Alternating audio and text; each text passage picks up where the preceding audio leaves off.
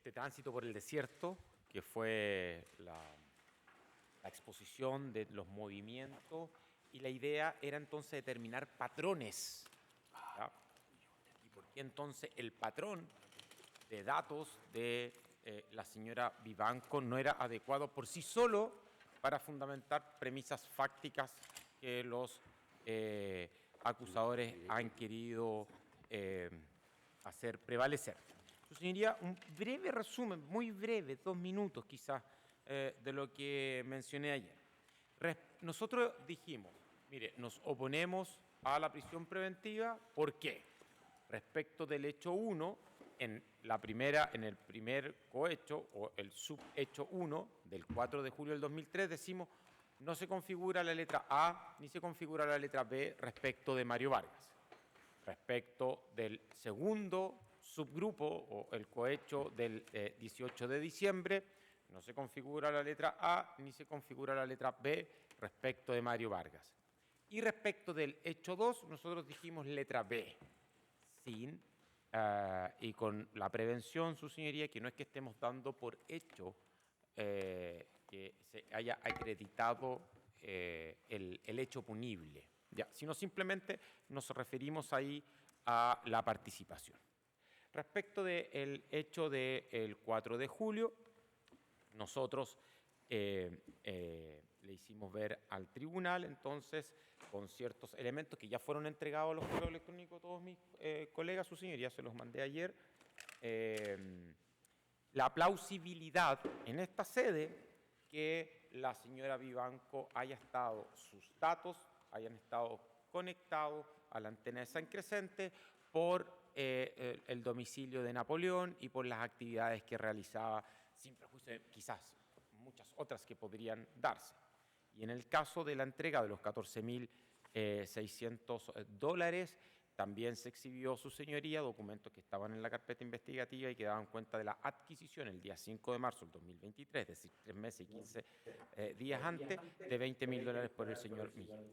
En el segundo hecho del hecho 1, esto es el del 18 de diciembre, nosotros lo que dijimos, su señoría, es que no había prueba de la entrega de esos $14.000 aproximadamente. Hicimos el matiz, su señoría, hicimos el matiz que respecto del giro de los 70 millones de pesos, sí habían ciertos antecedentes distintos a la primera hipótesis que daban cuenta que se podrían haber cambiado por dólares, etc. Y también hicimos mucha hincapié en la participación y en la falta de presunciones fundadas de Mario Vargas. Y respecto del hecho 2, esto es el cohecho de fecha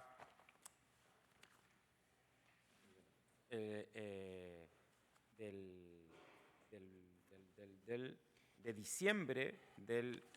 No, perdón, magistrado. Esto es...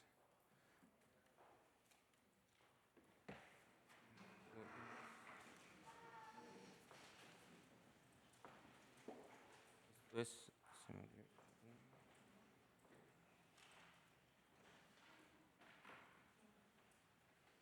Bueno, de los 45 millones de pesos, su señoría. ¿Ya? Ahí lo que... eso se refiere al recurso de queja del 28 de septiembre del 2023, en el cual se nos imputa entonces haber participado en la entrega de los 45 millones de pesos. Lo que dijimos ahí, su señoría, letra B, dimos como ejemplo, repasamos toda la orden de investigar o el informe policial que se vincula a ese hecho imputado, que eran los informes policiales 16-17 y luego 2 informes policiales, el 26-24 y el 23-45, que daban cuenta de ciertas técnicas de interceptaciones donde no se había pedido nada respecto de ese hecho a Mario Vargas. Y entonces, para cerrar, un solo antecedente que se me quedó respecto de eso, fíjese, su señoría, que en la orden, en la solicitud de detención respecto, estoy hablando ahora del hecho 2, para terminar esa idea, yo le dije que si usted la leía de la página 73 a la 103 no iba a aparecer nada de Mario Vargas. Bueno, me equivoqué en la página, hay que partir en la 63. Y fíjese lo relevante de la información que le da el Ministerio Público a usted. Usted va a esa... Yo conté 18. Parte en la página 62 con el capítulo, y en la página 63, señoría, usted lo tiene ahí, lo puede exhibir, ahí lo tiene, colega, esos circulitos, no aparece Mario Vargas. Entonces, el acuerdo, aparecen 3 personas, después dice que lo que pasa el 14 de junio, el 17 de junio, y nada de eso aparece Mario Vargas, lo cual confirma nuestra tesis, que no existen presunciones fundadas de la participación de Mario Vargas en ese hecho. Ese era el resumen. Bueno, ahí se pueden contar. Y no están repetidas. Si contáis, Luego pasamos entonces a este pedregoso camino que mi joven colega se abocó durante tanto tiempo y a revisar de forma fructífera, creo yo, y a entregarle muchos datos a su señoría. Respecto a la pregunta que nos hizo el colega López ayer, ¿se acuerdan que estaban? La pregunta era si había... Eso. Eso. Su señoría, lo buscamos ayer nuevamente, no hay ninguna conexión entre el teléfono de la señora Vivanco a el regidor 66, lo que quiere decir una de las muchas posibilidades que se puede dar por la teoría de los números largos, los dados, por ejemplo. Si yo lanzo una vez un dado y quiero que salga 6, tengo menos posibilidades que si lo lanzo 50 veces. Bueno, hicimos lo siguiente. Quiero entregar a cada uno de mis colegas este documento. entonces, ¿cómo no van a tener que terminar?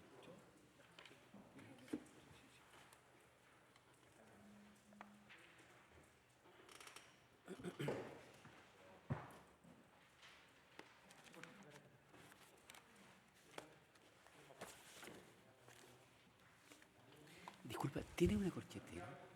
Sí, obvio. Ah, bueno. Muchas gracias. Uno para los dos. Ya, para que te quede.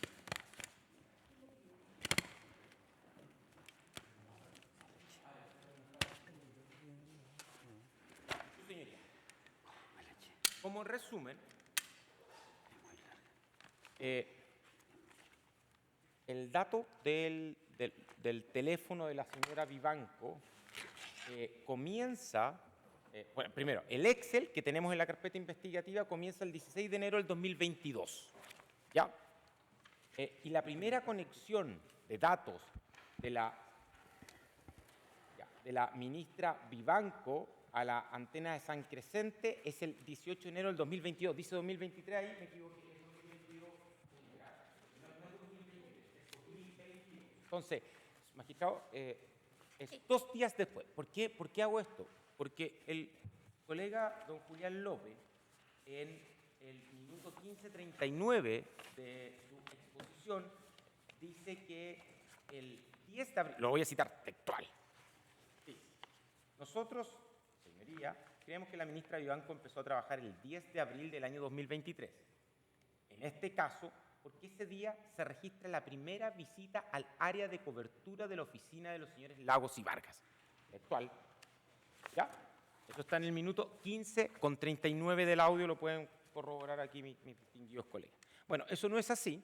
El 2022 registra 46 días de conexión a la antena de San Crescente, no del regidor. En 46 días distintos. El 2023 en 95 días distintos y el 2024 en 53 días distintos a esa antena. Y ahí pusimos las fechas, que ustedes lo pueden corroborar entonces, de los días de cada año, no de los días, sino en enero cuántos días, y al otro no nos alcanzó el tiempo para poner los días, su señoría. Entonces, los dados Si lo que me quiere decir el representante de la víctima, una de las múltiples hipótesis que se pueden dar, porque aquí estamos jugando con conjeturas, nada más, es que efectivamente no se registró datos de conexión porque el teléfono es distinto, porque la marca es distinta, porque en la época de las antenas era distinta, no teníamos idea de eso. Lo que yo quiero decir es los dados. Si usted, magistrada, lanza una vez un dado y quiere el número 5, tiene menos posibilidades que le salga el número 5 si es que lo lanza 100 veces. Eso es teoría de los números largos. En los números largos, su señoría, la señora Vivanco no tiene una sola conexión a la antena que estaba arriba de la oficina de Mario Vargas. Eso quería cerrar el tema, su señoría. Ahora cambiamos, me apuro, voy a ser mucho más... Señoría, ¿me permite aclarar solamente la alusión que ha hecho? Sí, por favor. Sí, no, es que yo no dije que esa fuera la primera conexión a la cobertura del estudio de Lagos y Vargas, creo que fui claro. Dije, esa fue la primera conexión bajo la cobertura asociada al caso, y dije que había muchas anteriores, solo que en las últimas 2 semanas, desde el 27 de marzo, no había habido ninguna bajo esa cobertura. ¿Ya? Quiero rectificar ese hecho. Si es una rectificación, perfecto. No, está en el audio. Yo puedo buscar el audio si a usted le interesa, señor defensor. Sí, me interesa porque nosotros lo hicimos y yo estoy citando textualmente. Que cambia ahora lo que dijo, está bien. No, es que, señoría, no sé si usted lo recuerda, pero me gustaría que lo aclarara porque... Yo no traje mi cuaderno de ayer donde tomé los apuntes, pero me pareciera ser que habló, porque señaló que él estaba trabajando para la empresa, para el estudio de abogados, pero indicó, creo, no estoy segura, he escuchado tanto, llevo tantos días escuchando que no sé, pero creo que fue bastante claro en señalar...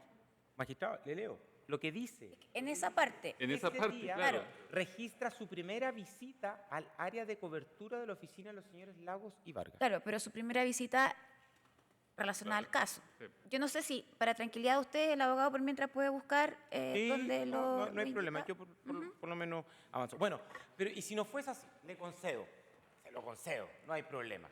Lo que hizo el colega es, nuevamente, en la teoría de los números largos, los dados. ¿Cómo no va a estar en las múltiples veces que sí dijo que se había juntado entonces en la oficina una sola vez en que su antena, por las razones que sea, no hayan estado ubicados en la antena del regidor 66? Ese es un dato estadístico. Es un dato estadístico, nada más, su señoría. Ya. Vamos entonces ahora al lavado de activos. Ya. Aquí voy a ser más breve, su señoría. El lavado de activos es bien preciso. Nos dicen, hace todo un prolegómeno, la orden de detención y posteriormente la formalización, con lo que pasa el 11 de diciembre del 2023, el 12 de diciembre y el 13 de diciembre. Y nos señala operaciones de lavado activo del señor Lagos Herrera y Mario Vargas de la letra B del artículo 27 de la 19.900. Dice, fíjese, esto es pura arquitectura de la estructura gramatical. Es imposible que este hecho sea constitutivo de lavado de activos porque en su diseño, en su estructura, tiene problemas. Fíjese. Una vez abonado el monto, los 198 millones de pesos, a la cuenta de la sociedad Lago Vargas y Silver, a sabiendas los abogados imputados del origen ilícito del dinero, lo adquirieron y usaron con ánimo de lucro, integrándolo a sus patrimonios personales de la siguiente forma. En el caso del señor Vargas, dice que de la cuenta bancaria del Banco Itaú, perteneciente a la sociedad, Mario Vargas adquirió para su uso personal 20 millones de pesos, todo lo que le importa. Transfiriéndose el 14 de diciembre del 2023 la suma de 14 millones de pesos a su cuenta de la empresa Vargas Cocina. En esta última cuenta, Vargas integró los 6 millones de pesos de origen ilícito con otros dineros disponibles y tomó el 19 de diciembre del 2023 2 depósitos a plazo, uno por 4 millones y otro por 36 millones de pesos. Eso es la imputación. En eso siento que hay acuerdo, es lo que se dijo. Pues bien, mire, el lavado de activos consiste, hasta donde yo entiendo, y lo dice la ley en su artículo 27, en que es el ocultar o disimular el origen de los dineros o de cualquier forma de los, el origen ilícito de determinados bienes, a sabiendas de que provengan directo o indirectamente de la perpetración de hechos escondidos. Está la lista. Entonces, ¿cuál es el hecho base, el delito base? Yo hago esa pregunta, me contestan de vuelta el cohecho. Yo pregunto, ¿cuáles son los cohechos que nos imputan? Me contestan, me dicen, mire, el 4 de julio en horas de la tarde, $15.600. $15.600. El segundo, me dicen el 18 de diciembre, a $14.000 aproximadamente. Y el tercero, 45 millones. Esos son los dineros de origen ilícito. Esos. ¿Por qué? Porque son, ¿cómo se produce? Es la materialidad del verbo dar, el que diere. ¿Por qué no? Y aquí lo que quiere hacer esta imputación es que los dineros ilícitos son aquellos que pagó Codelco a la empresa CBM. Y eso, su señoría, aunque no le gusta a mi colega, hasta el día de hoy no son ilícitos. Y quiero dar 3 ejemplos de por qué no son ilícitos. El primero de ellos, porque me sigue llamando la atención, porque la supuesta víctima no se ha querellado. Porque cualquier institución, y entre ellas probablemente una de las más grandes del mundo, no de Chile, con presencia todos los días en la Bolsa de Metales de Londres. Todos los días. Su señoría, ¿por qué no se ha querellado? No se ha querellado, su señoría, porque primero nosotros lo que decimos es que querellándose va a tener un problema de competencias en esta audiencia con el Consejo de Defensa del Estado. Segundo, su señoría, porque de lo que debería querellarse, si es que es víctima, o sea, personalmente ofendido por el delito, y lo que hemos escuchado acá es que se pagaron en por casi una sentencia espuria estas cantidades de plata, bueno, lo que tendría que querellarse es por un fraude al fisco. Y lo que tendríamos, si la querella es por fraude al fisco, entonces el producto de ese fraude es las platas que Codelco le entrega de forma mala vida a la empresa CBM. Eso no ha pasado. Ni el Ministerio Público ha formalizado por ese hecho, ni el Consejo de Defensa ha presentado por ese hecho. No ha habido siquiera presentaciones para decir que el origen ilícito son los 17.000 millones, porque esa resolución es espuria, ya sea porque hubo un 222, una prevaricación de juez, o porque hubo un fraude al fisco. Mientras no se formalice, mientras el hecho ilícito no sea el fraude y sea solo el cohecho, entonces lo que tenemos como ganancia ilícita son las platas que sirvieron para cohechar a determinados funcionarios públicos. Y es por eso que la precisión que hizo el Ministerio Público es que el verbo rector es el que diere. Me van a contestar, porque yo lo haría así probablemente, lo cual no quiere decir que sea correcto, pero me van a contestar que la misma norma habla de, dice,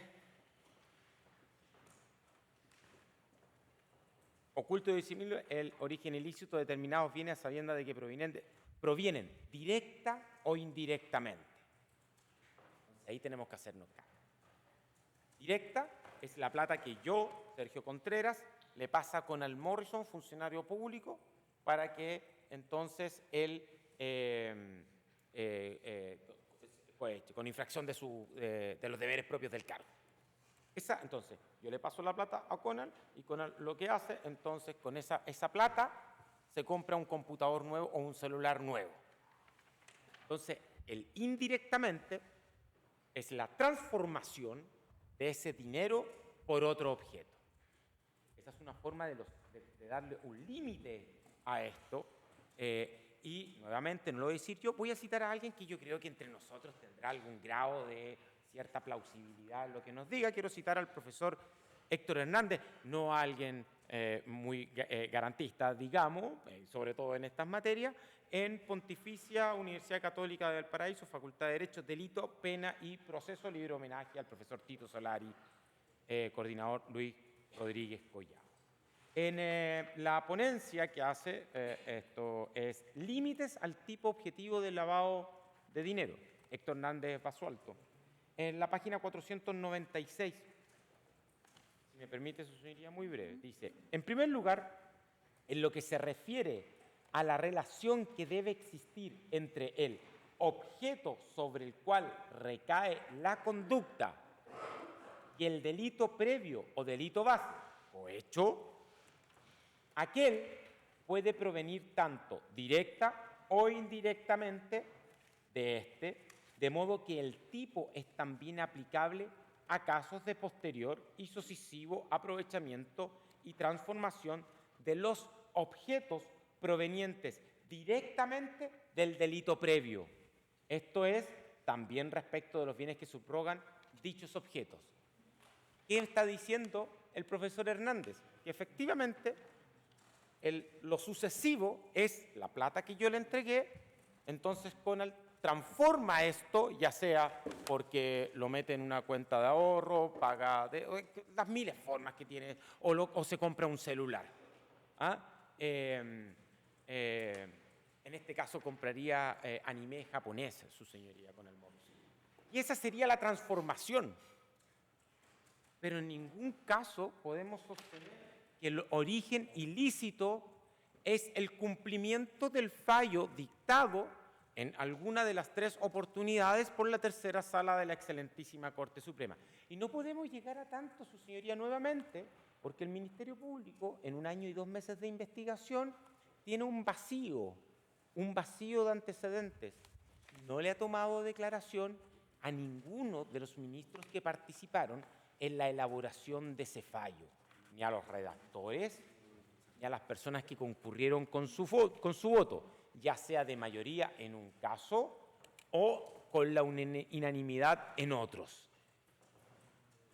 Entonces, a mi juicio, su señoría, la estructura gramatical con la cual nos imputan el lavado de activos tiene en su ADN una falla. Esto es como el puente de Caucao, tiene una falla estructural de origen. Esto no se puede arreglar. Esto no va a ser lavado de activos hoy día, y aunque persevere en el juicio oral, no va a ser lavado de activos en el juicio oral porque su estructura no lo permite. En consecuencia, cuando la imputación nos dice, una vez abonado el monto de los 198 millones a la cuenta de la sociedad Lagos, Vargas y Silva, asesoría jurídica, a sabienda de los abogados imputados de origen ilícito, entonces 20 millones son para Mario Vargas. Bueno, mi pregunta es, el señor Silver le llegaron 65 millones, también de esto, y eso no es lavado de activos. ¿Por qué esta distinción entre uno y otro? Es la misma distinción que yo digo que hay un error sistémico que a la exministra Vivanco en la querella de capítulos no le imputan el hecho del 4 de julio del 2023 en la tarde. Hay una cuestión epistémica que es insalvable, su señoría. Está mal hecho, por las razones que se quiera. No el cohecho que nos imputan, el 4 de julio, no tiene un correlato como soborno en las acciones de cohecho que le imputan en la querella de capítulo a la ministra. En este caso, lo que le están diciendo a Mario, con un menor monto que lo de él, es que proviene de origen que son los dineros que se paga Codelco producto de la sentencia, sí es lavado de activos, y a otro de los socios le dicen que no.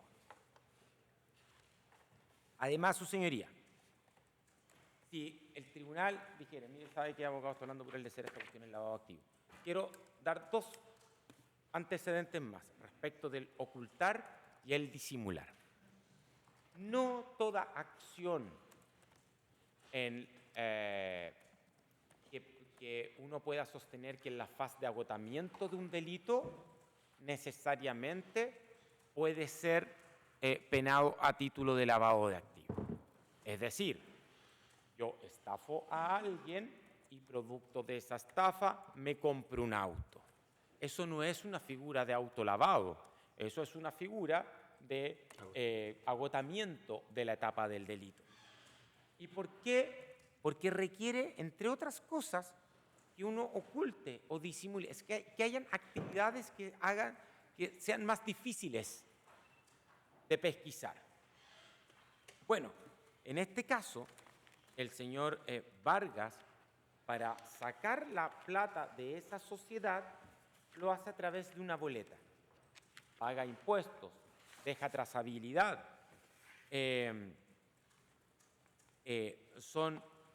Además, van a las cuentas personales, su señoría. No es que vayan a las cuentas de otras personas para ocupar la figura del testaferro. Se mantiene todo, parafraseando otros tipos penales, en su esfera de custodia, ya sea en su sociedad propia, que maneja él, o en las platas de su cuenta personal. Entonces me parece que la imputación también ha sido apresurada, pero en este caso, además de apresurada, extraordinariamente mal redactada desde el punto de vista de la estructura semántica. Eso respecto a los activos. Y ahora me voy a hacer cargo del último capítulo, que es la necesidad de cautela. ¿Me permite un segundo?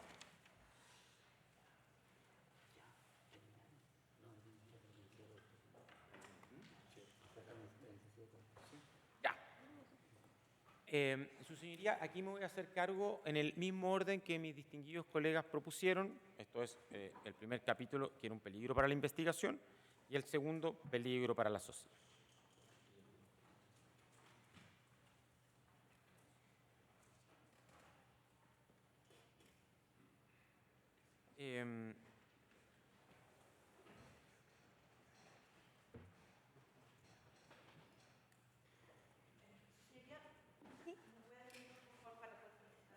Sí, no hay problema.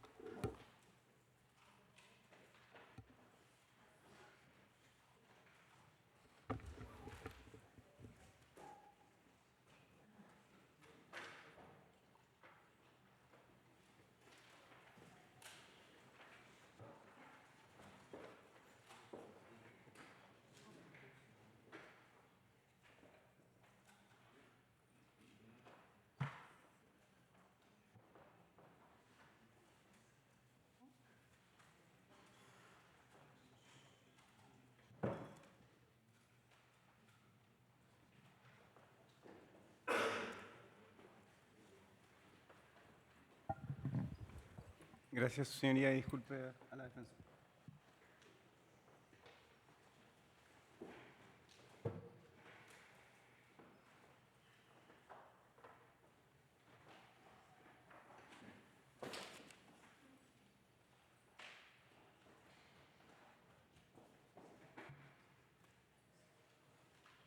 Adelante, sí, por favor. Albert Camus, en Reflexiones sobre la guillotina, nos enseña a todos el valor de la comunicación de una sentencia. Comienza el relato señalando el autor del libro, el personaje principal, que su padre, ya toda, quería entregar a una persona acusada de un delito muy feo al verdugo. Y el padre por primera vez va a ver cómo ejecutan a esta persona. Bueno, resumiendo, el padre queda impactado, vomita. Y empieza toda esta reflexión respecto de cómo se utiliza el sistema penal. Y traigo a colación esto porque los argumentos que dicen mis colegas que están sentados a mi izquierda, las veces que han estado sentados a este lado, dicen lo contrario. Y está bien, funciona así el sistema, pero eso no quiere decir que sea bueno. No, funciona nomás el sistema.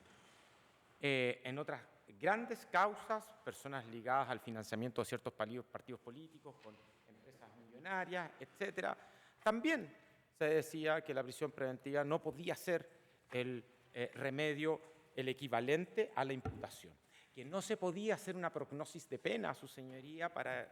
¿Por qué? Y tienen toda la razón, tenían la razón en ese momento, y la prisión preventiva fue injusta, como la tienen también hoy día estos defensores. Lo que, nuevamente, sin querer instruir al tribunal, me siento incapaz de eso, su señoría, un alumno muy mediocre de la Universidad de Chile. Pero lo que yo he aprendido es que el juicio del juez cautelar es prospectivo, es para el futuro. El juicio del juez adjudicatario es retrospectivo, es de lo que pasó. Entonces, por más que mi distinguido colega del Consejo de Defensa del Estado diga, mire, es que la reiteración no es el criterio, porque tenemos que ver para ver si es peligro para la sociedad, si va a reiterarse o no, porque el legislador democráticamente elegido dio estos otros criterios. Sí y no. O sea, es correcto lo que dice, el legislador dio estos criterios. Pero usted, magistrado, no está atado, vinculado a ser una especie de matemática. Lo que tenemos que ver, su señoría, es que si prospectivamente cumple con los fines del procedimiento. Y por eso, su señoría, el legislador se ha cansado de dictarnos normas. Se cansó, su señoría. Artículo 5 del Código Procesal Penal, inciso 2, serán interpretadas restrictivamente todas las disposiciones de este código que restrinjan el ejercicio de algún derecho, su señoría.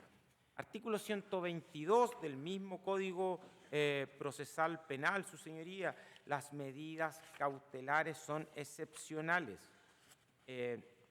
y solo serán impuestas cuando fueren absolutamente indispensables, no indispensables, absolutamente indispensables para asegurar la realización de los fines del procedimiento. Albert Camus hablaba de cómo periodísticamente se trata uno de estos casos. Se hizo justicia, la sociedad estará tranquila, que sirva de ejemplo para los que vienen.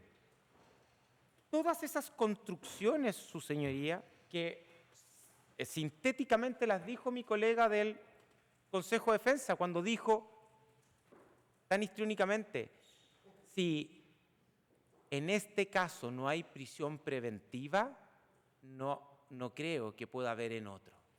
Una cosa así nos dijo. Eso es lo que Camus, en su relato, dice que es lo que se van transformando este tipo de procesos. Dicho esto, vámonos al peligro para la investigación. ¿Cómo plantearon mis colegas del Ministerio Público el peligro para la investigación? Nos dijeron, mire, magistrada, confía en mí. Yo fui a hablar con algunas personas, que no le voy a decir a nadie quiénes son, o sea, usted no va a saber, la defensa no va a saber, nadie va a saber, solamente yo, y tenían miedo. Por lo tanto, son un peligro para la investigación estas personas. Voy a partir con la norma. El Código Procesal Penal nos señala en este largo artículo 140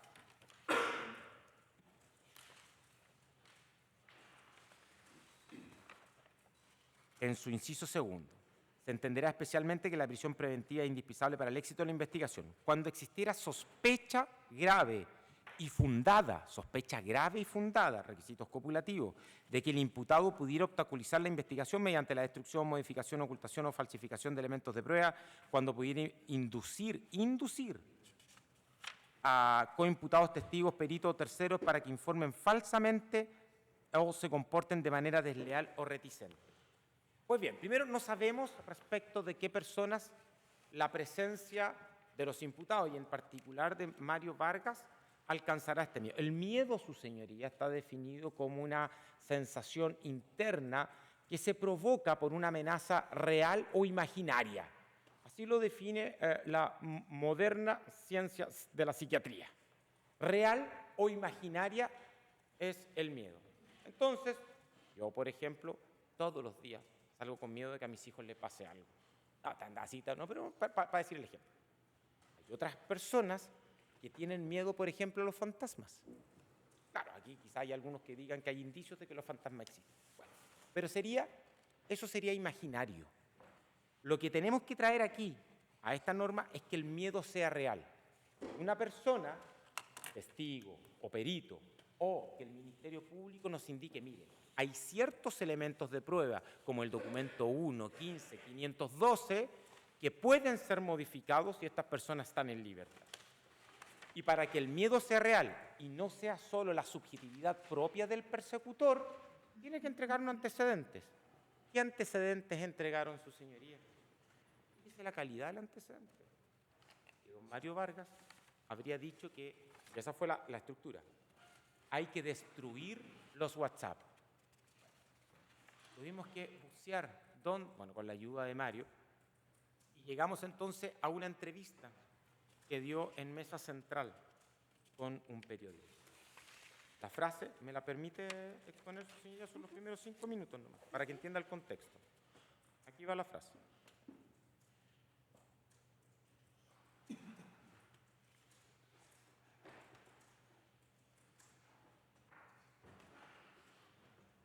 Sí.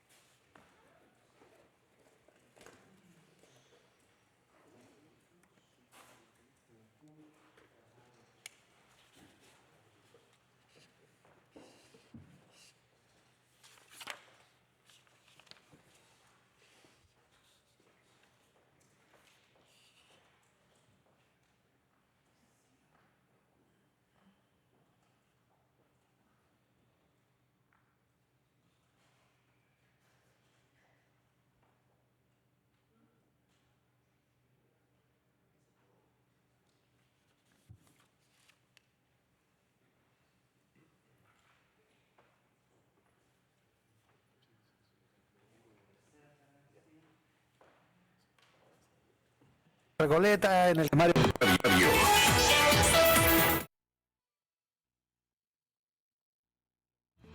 Estamos al aire, ¿eh? Estamos conversando. Viene llegando Mario Vargas, abogado, que además es querellante en el caso del alcalde Jadwe en Recoleta, también participa en el caso de Primos, casos de alta relevancia, pero ayer se le acogió un segundo recurso de protección o reposición de un recurso de protección porque está pidiéndole a la Corte de Apelaciones que le prohíba al Consejo de Defensa del Estado tener acceso a los WhatsApp de Luis Hermosilla, esas 700.000 páginas que se supone están en poder del Ministerio Público. Mario, muchísimas gracias por la gentileza de estar acá. Gracias a ti, buenos días. ¿Cuál es la razón? ¿Por qué presentar un recurso de protección? ¿Por qué oponerse a que el Consejo de Defensa del Estado tenga acceso a una materia que por de pronto ya el Ministerio Público ya la tiene, digamos? Sí, la verdad que el recurso de protección no solo dice relación con la entrega de los del contenido del celular del señor Hermosilla, ¿cierto?, al Consejo de Defensa del Estado, sino que además se le diga al Ministerio Público que no se los puede entregar a nadie, porque la facultad constitucional de investigación es solo del Ministerio Público y no del Consejo de Defensa del Estado, en los términos que lo plantea en una entrevista, ¿cierto?, el presidente del Consejo del Estado, donde dice: voy a pedir los 700.000 páginas de WhatsApp para empezar a ver si es que existen y analizar los WhatsApp, ¿cierto?, para ver si pudiesen existir delitos. Eso sería un intento de investigación de parte del CDE, digamos.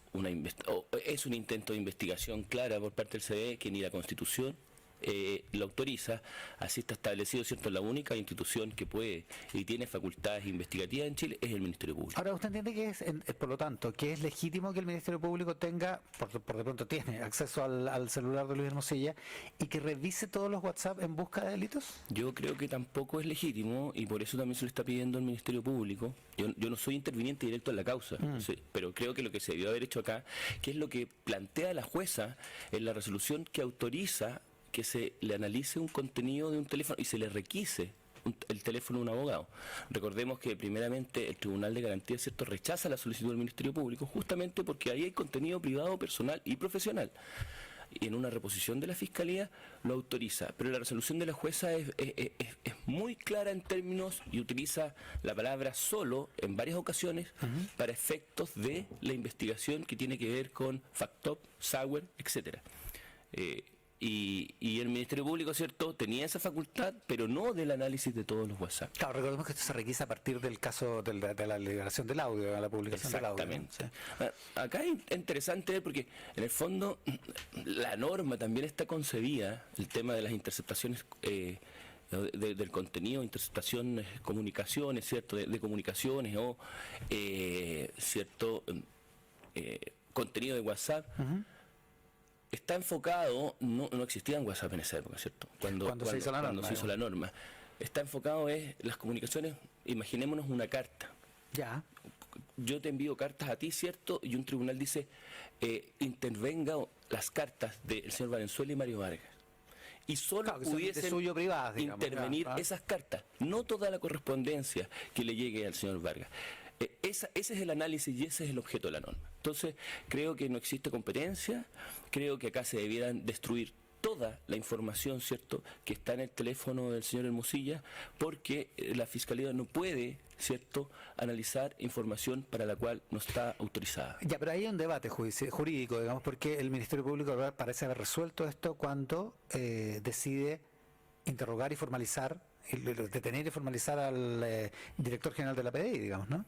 Sí, porque eso eran parte de los WhatsApp, digamos. Ahí yo no voy a intervenir, ¿cierto?, en la estrategia judicial del señor Muñoz y cuál es el planteamiento que él realice, pero a juicio personal, ¿cierto?, creo que esa información que se obtuvo del señor Muñoz es una información que debió haber sido declarada ilícita y que el Ministerio Público no tenía derecho a utilizarla.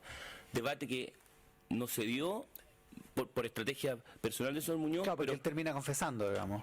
Pero la norma... termina reconociendo lo que está en los WhatsApp, digamos. Exacto. Por lo tanto, la formalización está basada en la declaración de Muñoz, no en los WhatsApp. Exactamente. Por eso el juez de garantía lo acepta, ¿no? Exactamente, pero ahí hay un tema más complejo, es contaminación de prueba, hasta dónde llega la contaminación de la prueba. Lo que estoy diciendo que el Código Procesal Penal establece en algunas normas, artículo 223 y siguientes, que cuando se intervienen comunicaciones o se tiene información, ¿cierto?, solo se debe sacar la información por la cual está autorizada judicialmente y todo el resto o se le devuelve a la persona o se destruye. Ahora, y eso no ha pasado. Se entiende que el principio es proteger la intimidad, pero usted entiende... Esas son las dos partes que habla, y mis colegas quieren que lo son 5 minutos lo decimos completo, pero son las dos partes que yo escuché: destrucción. No sé si los colegas quieren que lo digamos completo. ¿No? Ya. Entonces, fíjese que para el peligro de la sociedad, entonces, el Ministerio Público, el Consejo de Defensa, los querellantes, la víctima, sustentan 3 órdenes de idea. Primero, que hay un grupo de personas que tenían miedo. No sabemos quiénes son y no sabemos de qué miedo se refiere. El peligro para la investigación, perdón, su señoría. El segundo es que la declaración de Mario Vargas en prensa y su recurso de protección. Su señoría, hemos visto la entrevista, porque ellos no lo dijeron que simplemente lo había dado en la prensa. Esto es. Y lo que dice entonces, a todos lo escuchamos, se refiere al recurso de protección respecto de las comunicaciones que tenía él con determinada persona. Entonces, en esta pesca de arrastre que hizo el Ministerio Público, lo que él decía, mire, como yo no soy objeto de investigación, todas mis comunicaciones tienen que quedar excluidas. Y cuando habla de destrucción, su señoría, es la consecuencia jurídica de aquellas intervenciones que no tienen que ver con ese proceso. Y además cita una norma, el 223, y el 223, su señoría, justamente dice, en su inciso 1, 2, 3, cuarto, dice, las comunicaciones que resulten impertinentes o relevantes para la investigación de los hechos de que se trate serán entregadas en su oportunidad a las personas afectadas por la misma. El Ministerio Público destruirá toda transcripción o copia de ella.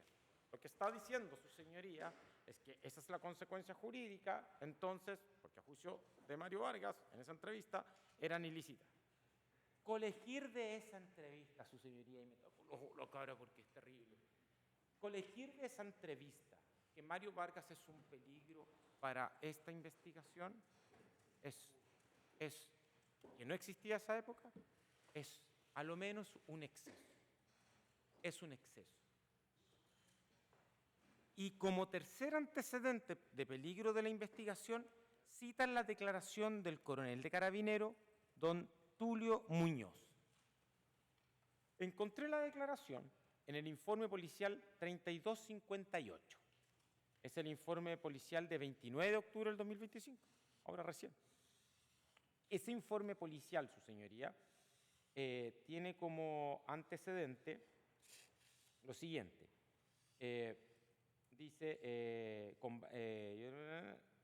el fiscal Marco Muñoz Becker de la Fiscalía Regional de Los Lagos instruyó la ejecución de todas las diligencias de investigación que en calidad de policía experta sean conducentes al esclarecimiento del hecho investigado. Eso es lo que se pide.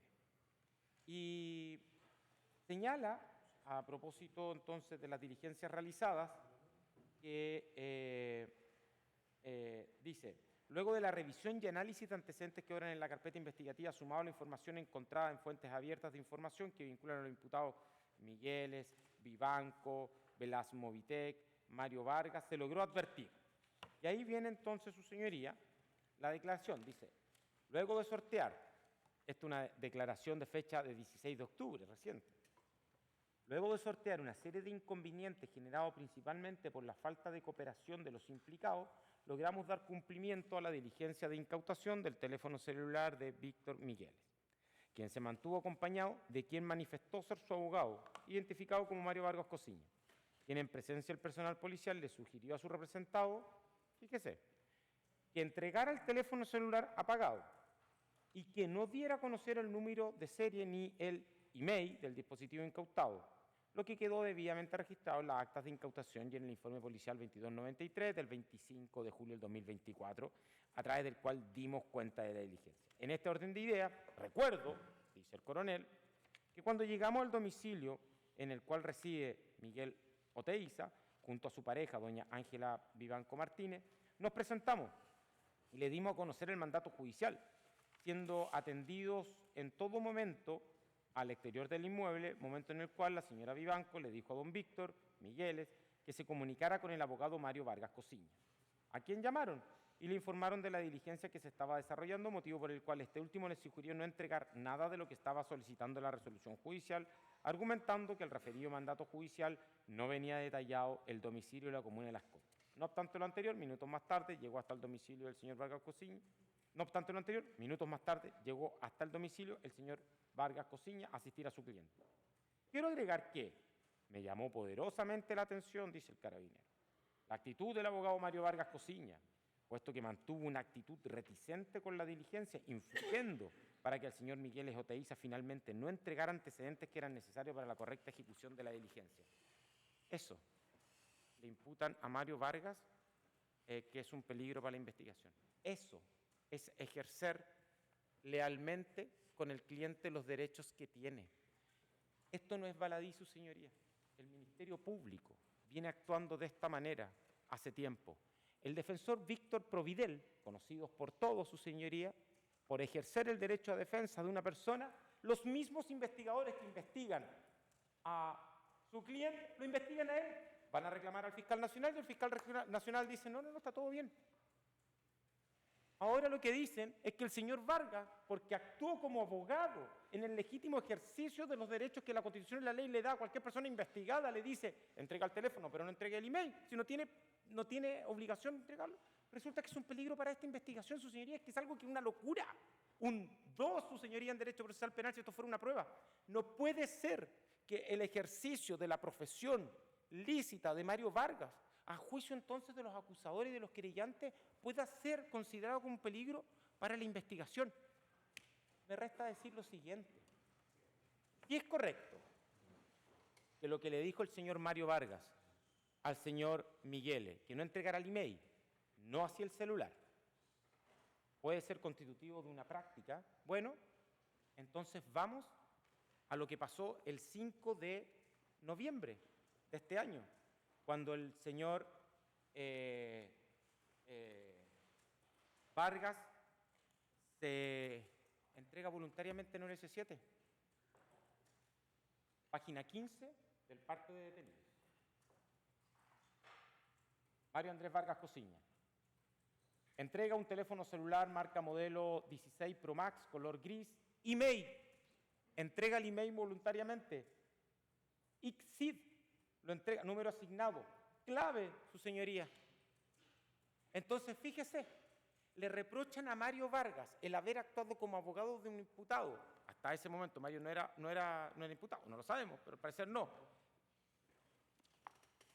Le imputan haber actuado de esta forma, pero cuando es imputado, cuando el Estado lo persigue, él en su rol de imputado libremente, su señoría, entrega el celular, porque no se lo pidieron, yo estuve ahí, su señoría, no se lo pidieron, lo entregamos nosotros, su señoría, accede a entregar todas las claves de los computadores, accede a entregar la clave y el email de su celular.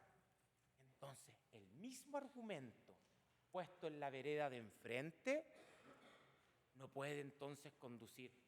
Si es así, si actuamos mal allá, bueno, aquí, cuando lo persiguen a él, actuó súper bien. Si haberle dicho al señor Miguel no entregue el email es constitutivo de algún tipo de infracción, bueno, el que haya entregado su propio email en su casa, entonces es digno de una anotación positiva, su señoría. No puede el argumento, no puede obedecer al capricho de que él lo diga, su señoría. Entonces, creemos que los 3 elementos por los cuales se ha sustentado el peligro de la investigación, su señoría, no son ni mínimamente suficientes para dejar en prisión preventiva a Mario Vargas. Vamos ahora entonces a la segunda gran hipótesis sobre peligro para la sociedad. Y esto es más complejo. Claro, es más complejo porque el legislador señaló una serie de criterios. Pero la excelentísima Corte Suprema, estos fallos que voy a decir no integró la señora Vivanco, su señoría, para que no los cuestione. Pero la excelentísima Corte Suprema ha dicho en reiteradas oportunidades cómo debe interpretarse el artículo 140.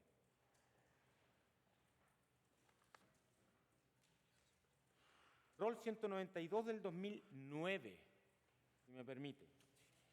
Considerando segundo, cabe considerar que si bien el artículo 140, letra C del Código Procesal Penal dispone que para ordenar la prisión preventiva del imputado será requisito, entre otros, el que su libertad resulte peligrosa para la seguridad del asociado del ofendido, señalándose en su inciso cuarto que para así estimarlo se entenderá especialmente, entre otras circunstancias, el que cuando los delitos imputados tengan asignada pena de crimen en la ley que los consagra, ello constituye solo un criterio orientador para el juez, que no inhibe de modo alguno a los tribunales, incluida esta Corte Suprema, para ponderar, a la luz de los principios fundamentales inspiradores del Código y la realidad de los antecedentes, la existencia o inexistencia de motivos graves que justifiquen mantener con carácter eventualmente indefinido y durante todo el proceso la privación de libertad de un imputado por el delito castigado con la sanción indicada.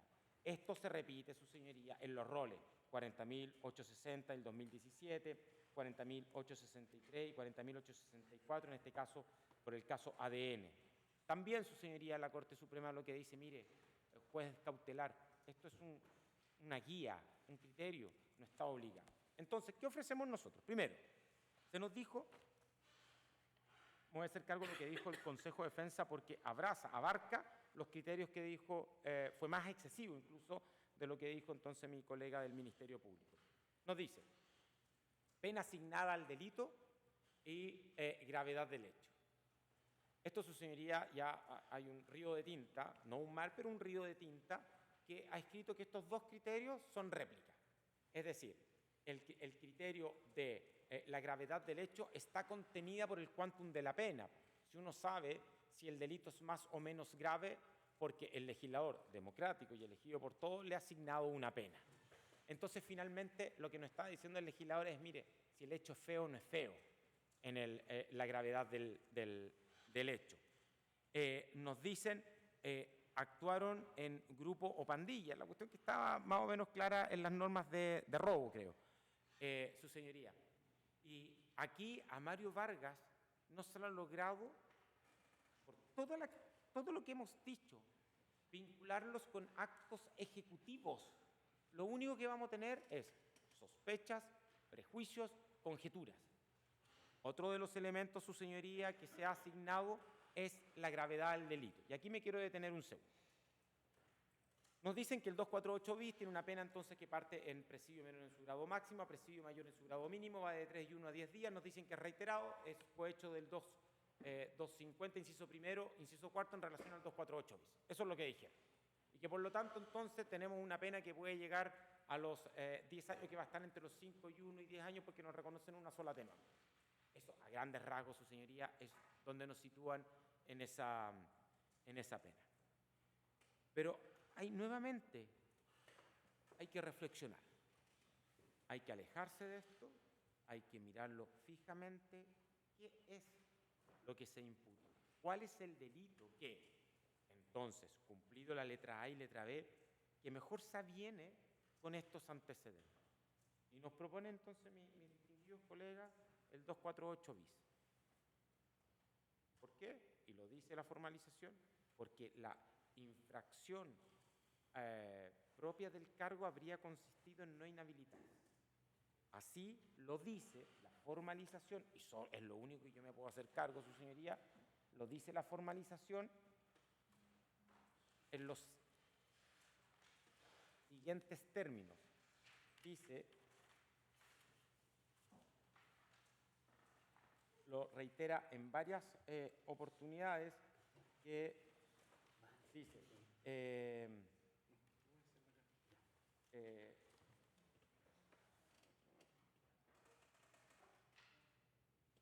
al pago de movilización mecánica. Vivanco Martínez, con infracción a sus deberes del cargo, al no haber declarado su inhabilidad de oficio respecto de los imputados Vargas y Lago, representantes CBM, estando obligado a ello según dispone la causal de implicancia 195 número 1 y la recusación 196 número 15, ambos del Código Orgánico de Tribunales.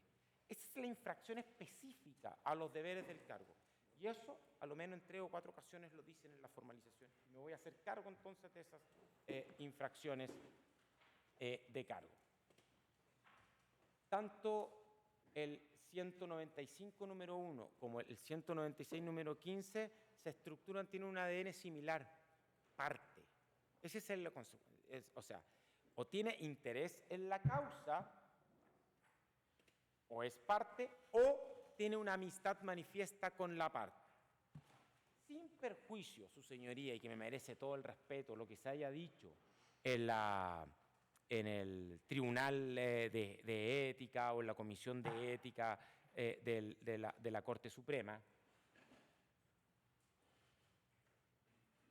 me voy a hacer cargo de los fallos que la Suprema ha dicho respecto a esto. ¿Y por qué? Si su señoría dice, mire, si la A y la B se cumplieron y tengo que ahora encuadrarlo en un tipo penal, el tipo penal sería el 248 y no el 248 bis. Por lo tanto, sería el 250 inciso segundo, tercero y no el cuarto, con una pena menor, que es una pena de simple delito. Porque la jurisprudencia en esto ha sido, diría yo, bastante contundente. ¿En qué sentido? En el siguiente.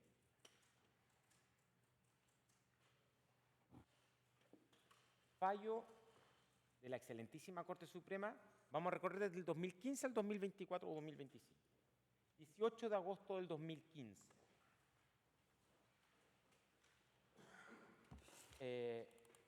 Segunda sala.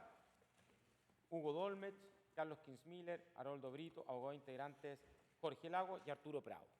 ¿De qué se trata esto? Un incidente de recusación del ministro del tribunal, señor Omar Astudillo. Artículo número 15 del artículo 196. ¿Y qué es lo que dicen? Que el ministro Astudillo era amigo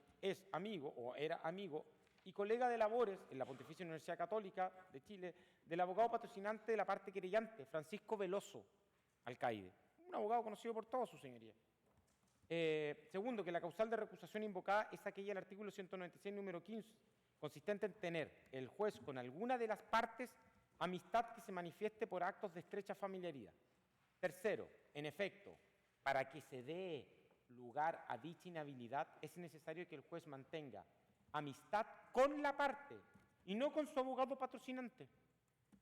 De modo que los hechos que se han esgrimido para fundamentar la causal alegada no resultan constitutivos de la misma, por lo que conformidad a lo prevenido en el 119 del Código de Procedimiento Civil, será desechada desde luego con multa de 20.000 pesos.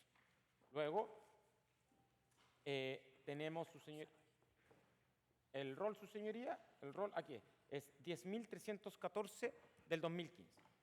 Luego, avanzamos en el tiempo, su señoría, llegamos al 2017, 23 de marzo del 2017, en el fallo 8.111-17. Su señoría, ¿qué dice este fallo? Este fallo es de la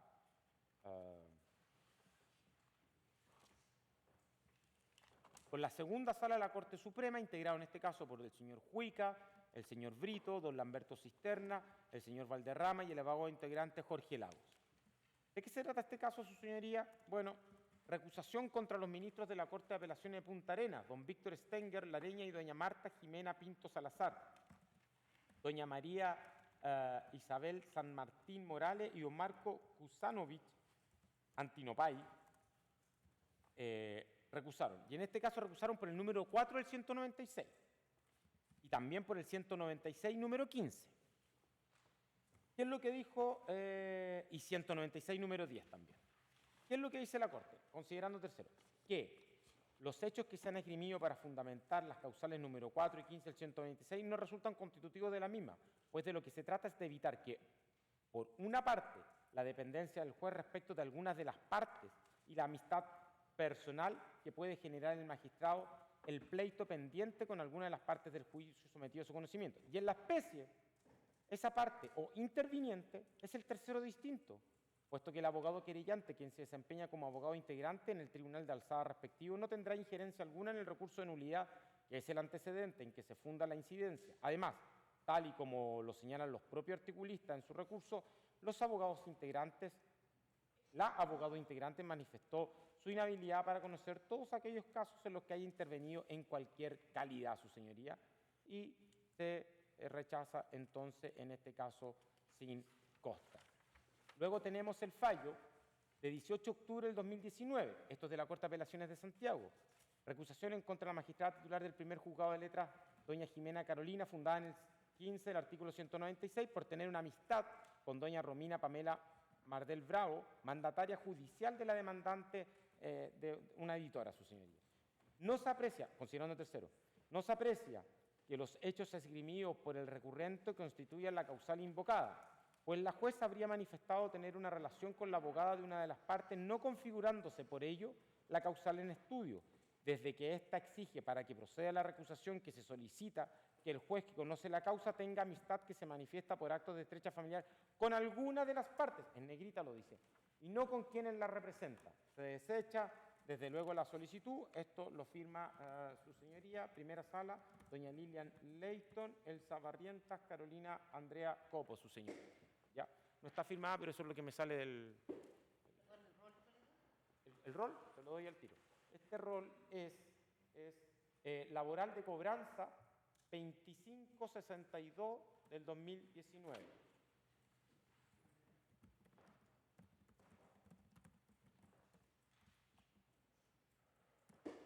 Comuníquese a la señora jueza recurrida y archífese. Número laboral cobranza 2562 del 2019. Eso es lo que me aparece, magistrado. Es del 18 de octubre del 2019. Y luego nos vamos al 2024. 23 de abril del 2024. Ahí había estallado el caso Audio. Y esto es muy bonito porque la Corte Suprema dice algo que en la sala, cuando tiene que pronunciarse, dice otra cosa. Eso es propio de los seres humanos. 23 de abril del 2024. ¿De qué se trata este caso? Es contra el ministro, señor Ulloa, que ayer, bueno, todos tuvimos cañón de gracia. Bueno, ¿qué se le acusa? Cercanías que el ministro Ulloa tendría con uno de los abogados de la parte demandante, el señor Luis Hermosilla Osorio, con uno de los abogados de la parte que habría tomado conocimiento por medio de publicaciones de prensa y declaraciones que el señor ministro habría entregado al medio Ciper Chile. Tiene como anillo el dedo esto. Tiene que evacuar, qué sé yo, informe. ¿Y qué es lo que finalmente en el rol 5470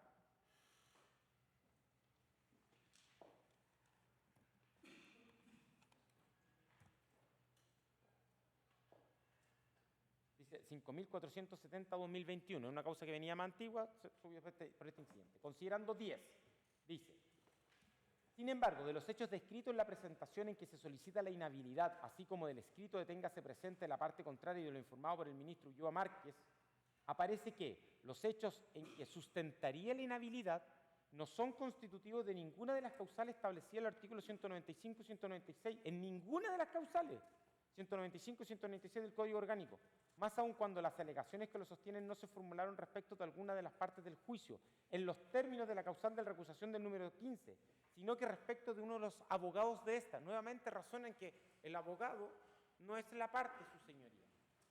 Se rechaza. ¿Quiénes votan? Votan de forma unánime. La señora Inelie Durán Madina, el abogado integrante Jorge Gómez Ollarzo y doña Sonia Victoria Quilodrán, su señoría. Esa no puede ser la conformación. Entonces, no sé si aparece... Pero ella es la ministra de Fe, pero da lo mismo. Finalmente. ¿Qué sala es? ¿Sala? Séptima sala, y lo que dice de la Corte de Apelaciones de Santiago, integrada por la ministra Inelie Durán y por el abogado integrante, señor Jorge Gómez. Y de las firmas aparecen esas dos, magistrado, y aparecen, no sé qué habrá pasado ahí. Pero me imagino que un fallo porque lo saqué de la jurisprudencia que pagamos. Y luego esto sube a la Suprema. 16 de mayo del 2024. Si uno ve los ministros que dicen que la señora Vivanco se tuvo que haber inhabilitado en la Comisión de Ética, vamos a encontrar que ahora lo que fallaron hace unos meses antes, es distinto. 16 de mayo del 2024.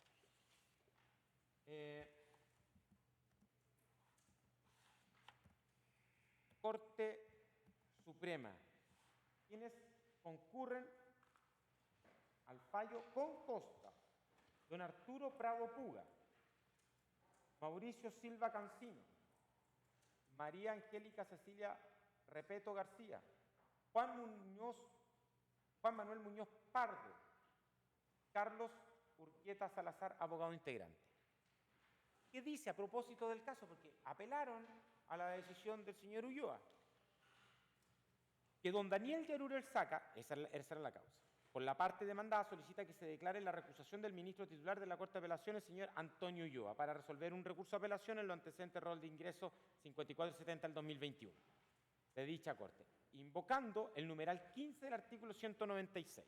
¿Qué resuelve la Corte Suprema para no dar la lata a su señoría en el considerando sexto? Que al examinar el nivel de recusación y demás antecedentes, aparece que los hechos en que se sustentaría la inhabilidad no son constitutivos de la causal establecida en el artículo 195, número 15 del Código Orgánico de Tribunales, considerando además que las alegaciones que la sostienen no se formulan respecto de alguna de las partes del juicio, en los términos de la causal de recusación del número 15, sino que respecto de uno de los abogados de esta, por lo que el capítulo de inhabilidad no puede prosperar, ya que los hechos en que se fundan no la constituyen. Por estas consideraciones y disposiciones legales que se rechaza la solicitud de recusación formulada con costa. Entonces, magistrado.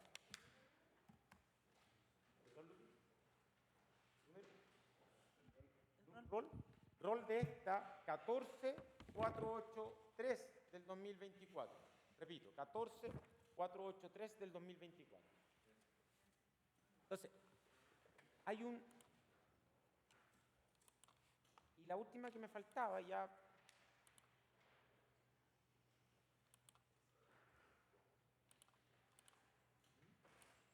es, señoría, del 24 de diciembre del 2024, rol 60.516 del 2024, firma Adelita Rabanales, la señora Adelita Rabanales, el ministro Matus, el ministro Simpertegui, la ministra, abogado integrante, doña María Benavides Casals, y el abogado integrante José Miguel Valdivia. 24 de diciembre del 2024, Navidad, y dice, solicita la recusación del abogado integrante Paloma Valenzuela, etcétera, etcétera, número 15 del 196, y dice, considerando 4, que la causal invocada es la del artículo 196, número 15 del Código Orgánico, que dispone, son causales de recusación, tener el juez con alguna de las partes amistad que se manifieste por actos de estrecha familiaridad. 5. En el presente caso, la inhabilidad que se ha alegado dice relación con la representante de una de las partes recurridas, circunstancia que no se ajusta al motivo legal que se ha invocado, que resulta aplicable únicamente a las partes de la causa y no a sus abogados. Y se condena en costa a la solicitante una multa ascendente a la mitad de lo consignado. Entonces, lo que quiero decir con esto, señoría, es que las infracciones del cargo parece no ser tales. Por lo tanto, a lo menos en esta sede de su señoría no existen los elementos suficientes. Si su señoría estableciera que existe la letra A y la letra B, entonces deberíamos estar en un 248 y por lo tanto en un 250 que nos da una pena de simple delito, su señoría. Y respecto del lavado de activos, y respecto del lavado activo, solo señalo lo siguiente, porque me voy a casar con esta tesis yo de que aquí está mal formulado. Esto no va a ser ni hoy día ni jamás. No puede ser lavado activo como está formulado. En la denominada causa basura, su señoría, que doña Lupi la conoce tan bien como yo, porque participamos, sin perjuicio que después de una formalización que duró un mes, donde se imputaron a 30 personas, donde en el caso del alcalde Sabat absolvieron a todos, en el caso Colina absolvieron a todos, en el caso de Maipú, y aquí viene lo interesante, se condena a 1 de 8 personas. La condena es por cohecho y lavado de activos. Era un concejal que había sido cohechado por una empresa y había votado a favor para que le entregaran unas licitaciones. Y había comprado ciertas cosas, entonces lo condenan por lavado de activos y por cohecho agravado. La pena, su señoría, fue de 5 años, lo que le permitía entonces una pena sustitutiva. No fue sustitutiva porque había pasado tanto tiempo entre la prisión preventiva y el arresto que la dieron por cumplida. Me voy a acordar de ese rol en unos minutos más, señoría, que se me olvidó. Por todas estas alegaciones, su señoría. Me falta algo muy importante, su señoría, porque es básico en esto. Arraigo. Todos conocemos a Mario Vargas en el rol de abogado. Yo lo conozco profesionalmente, somos amigos, no tenemos una relación, no conozco a sus hijos, no conozco a los míos, pero nos conocimos en este ámbito, probablemente como todos tenemos una idea. Logramos que una perito ingresara, doña Zaida Garrido, hacerle una pericia a don Mario. Y nuevamente entonces tenemos que volver al origen de la medida cautelar. No puede ser que 9,4 solicitudes de prisión preventiva sean acogidas por los jueces de garantía y que ese resultado no signifique, no tenga un correlato matemático con las personas condenadas y luego que cumplan efectivamente pena. Hay algo en el sistema que está fallando. Las personas que iniciaron este proceso están todas en libertad.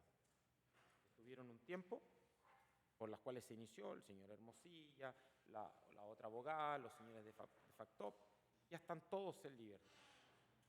Entonces lo que quiero demostrarle, su señoría, es que existen elementos para que el tribunal diga sí, Mario Vargas va a cumplir lealmente con los fines del proceso.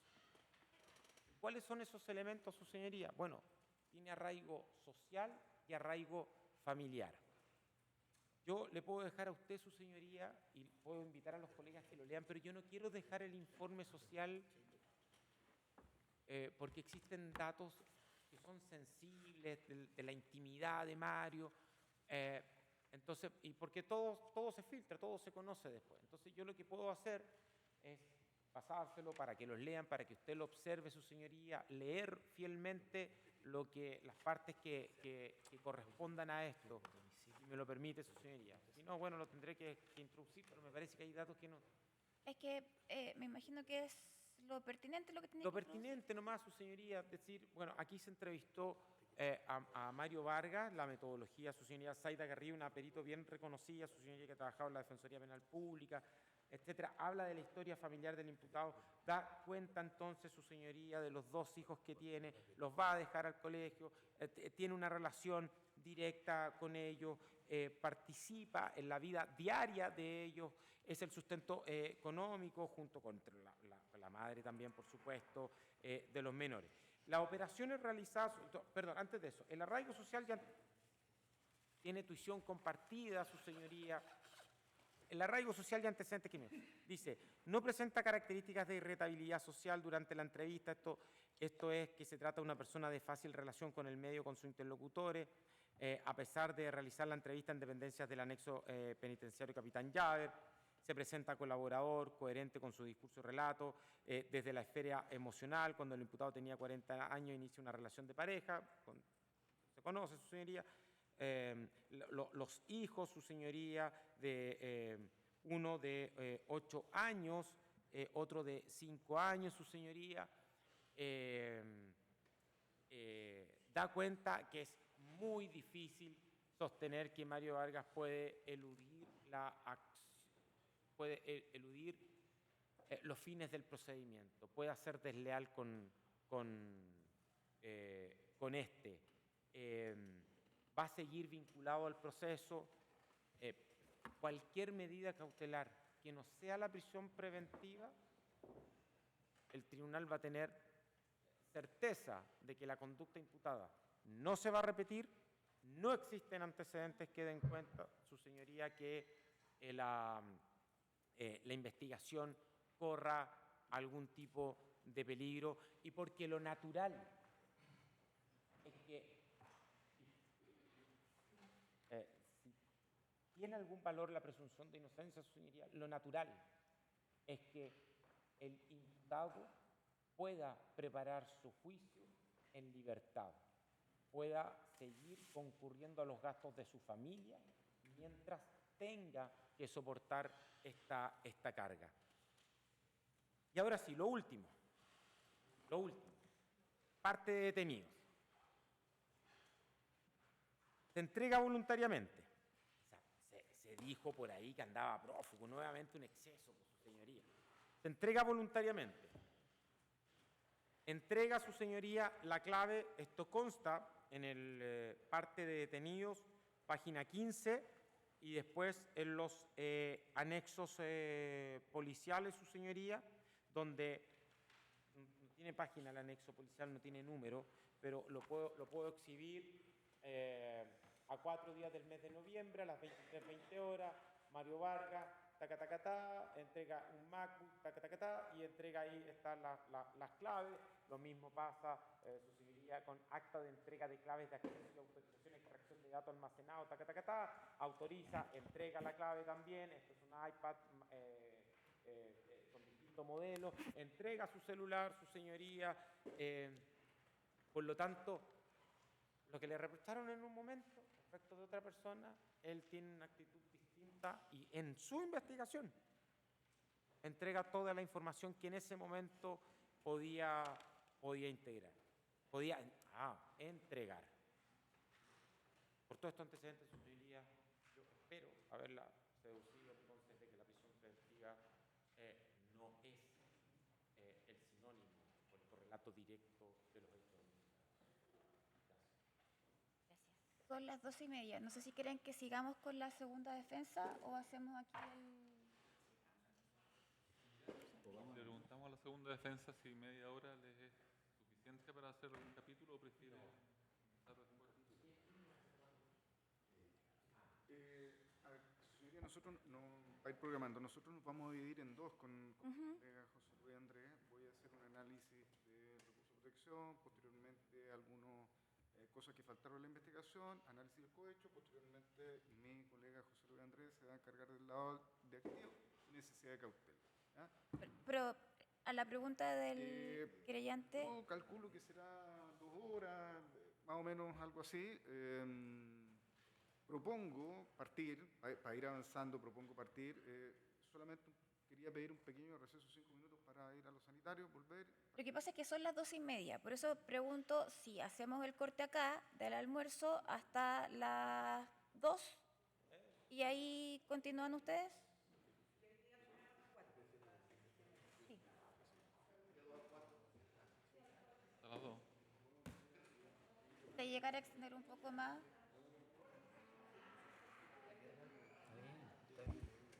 ¿Es necesario que le entregue la jurisprudencia? Disculpe. La jurisprudencia que le... No, o sea, eso está claro, siempre ha sido así. No se discute de que siempre han dicho que es la parte, pero... ¿Es la infracción que me imputaron? ¿Ah? ¿Es la infracción que me imputaron? No, sí. No, está el número 1 y el 5. Está el número 1 y el 5. Estamos comentando. Así, es que eso es ultra conocido y siempre se ha fallado así.